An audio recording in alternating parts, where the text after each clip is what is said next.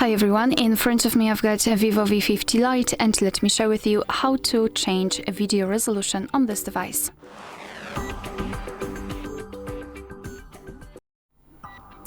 So let's start with opening the camera app.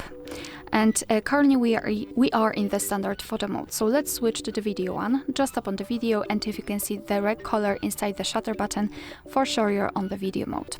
Now we can take a look at this option bar at the top, and on the second position from the right we've got the resolution. So let's simply tap on it, and as you can see we've got two different options from which we can choose. So 1080p, which is currently applied, it is highlighted. We can switch it to 720p. After tapping on it, it will be immediately highlighted. What is more, in this option we've got two different frames per second options, so 30 frames per second and 60 frames per second. So the same situation, just tap on the option which you'd like to apply. It will be immediately notified right here, so you can easily check it whenever you want to, and it basically means that from now on your device will use the chosen resolution whilst recording a video.